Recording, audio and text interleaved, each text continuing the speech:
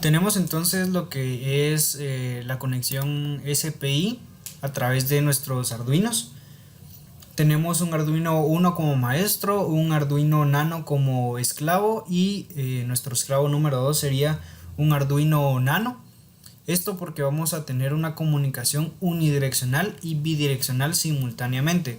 Por lo tanto, nuestro esclavo 1 será con comunicación unidireccional y nuestro esclavo 2 sería comunicación bidireccional. Por lo tanto, vamos a tener, además de nuestros tres Arduinos, nuestros materiales, incluimos un módulo de relés, un bombillo con su respectiva flaponera para 110 voltios de corriente alterna, además de una pantalla LCD y un motor DC. También el respectivo potenciómetro que va incluido dentro de la pantalla LCD para poder ajustar su brillo.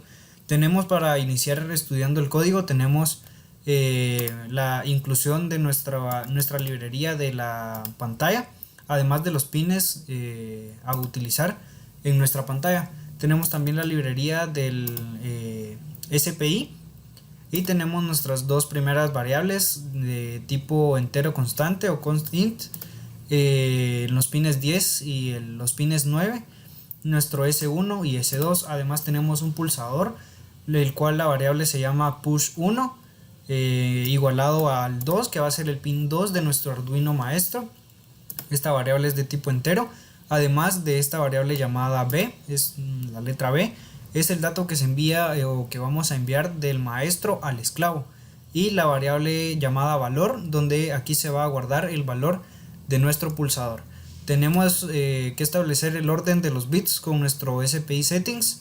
Entonces igualamos a SMB first en modo 1 y el que le sigue pues settings B, LSB first, y en SPI modo 3, mode 3.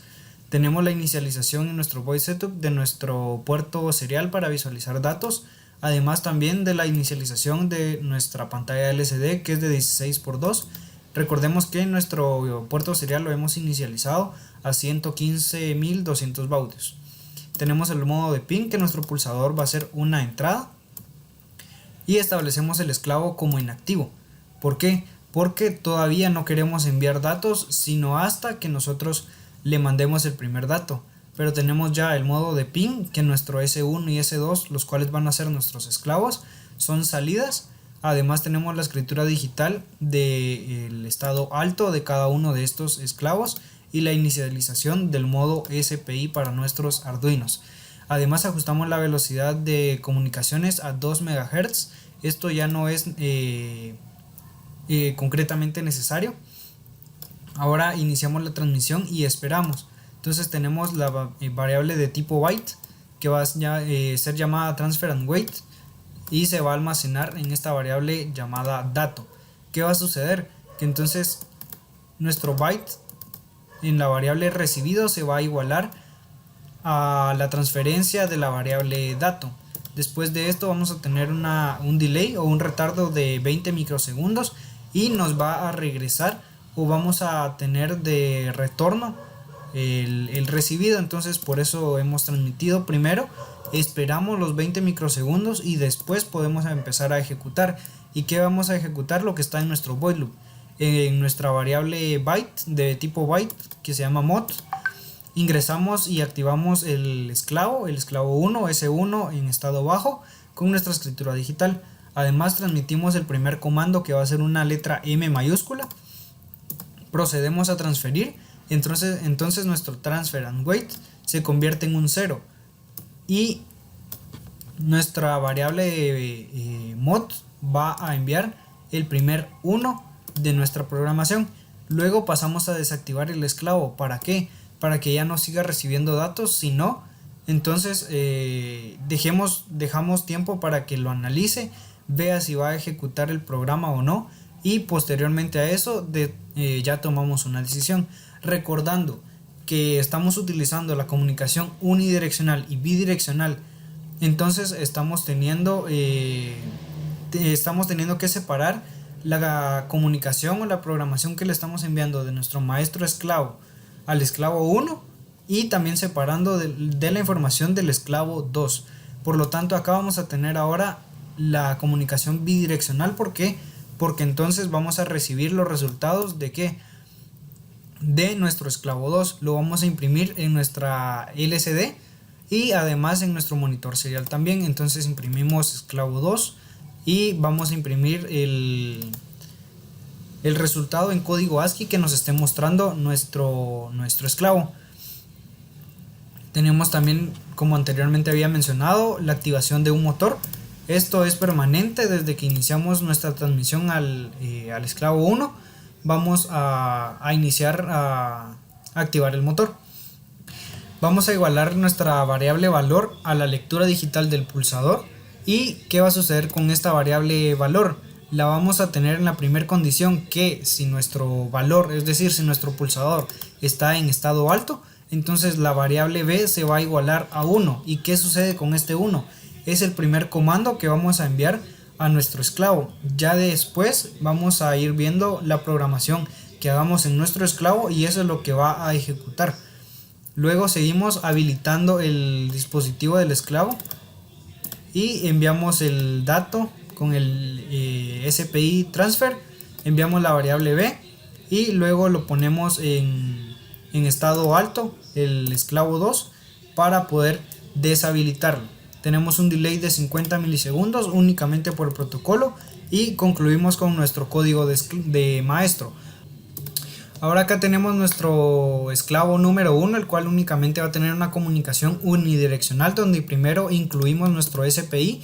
Además tenemos la variable comando igualada a 0 y vamos a tener nuestro void setup y el modo de pin, el pin 2, que va a ser una salida. ¿Por qué? Porque vamos a conectar el motor DC que anteriormente habíamos mencionado.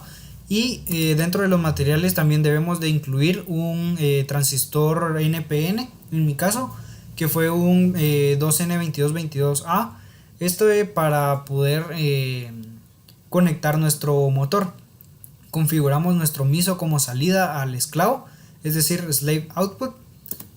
También tenemos la activación del bus SPI en modo esclavo y la activación de interrupciones en el bus SPI. Tenemos también la rutina de interrupciones para nuestro bus SPI y verificamos el primer byte llamado 0 igual al SPDR. Luego tenemos el primer caso con comando. Si no hay comando, en nuestro caso 0. Si no hay comandos, entonces se va a igualar a 0 y todo prácticamente se quedaría en la nada, se quedaría vacío. Tenemos el segundo caso, que es si recibimos el comando M. Entonces vamos a activar lo que anteriormente les había mencionado, que enviamos un 1 y entonces nuestro 1 que recibimos ahora va a depender ya de la programación que tengamos en este esclavo. Entonces vamos a tener la activación del pin 2, que como lo mencioné es nuestro motor. Entonces en el void loop vamos a tener si la lectura digital de nuestro esclavo es igual a alto, es decir, si el bus no está activo, entonces borramos el actual comando. ¿Por qué? Porque si dejamos de recibir datos, pues obviamente no podemos continuar con la ejecución de nuestro programa. Y ahora vamos a estudiar el slave número 2, nuestro esclavo número 2, es decir, realizando una comunicación bidireccional. Entonces tenemos de nuevo la librería del SPI, las variables para recibir el estado o nuestro comando, que sería recibir y esclavo recibir, de tipo volátil boolean y volátil byte. Tenemos en nuestro setup, tenemos la iniciación serial a 115.200, modos de pin, del pin 3 como salida y el MISO como salida. Tenemos además la habilitación del bus SPI en modo esclavo usando el registro SPCR de nuestro microcontrolador. Tenemos el indicador de final de recepción, es decir, tenemos una variable o algo que nos indique cuando dejamos de recibir datos. Tenemos la habilitación de las interrupciones del bus SPI y la rutina de interrupciones del bus SPI. Además, nuestro esclavo recibir se iguala al SPDR. Y ahora sí, vamos a empezar con nuestro modo true.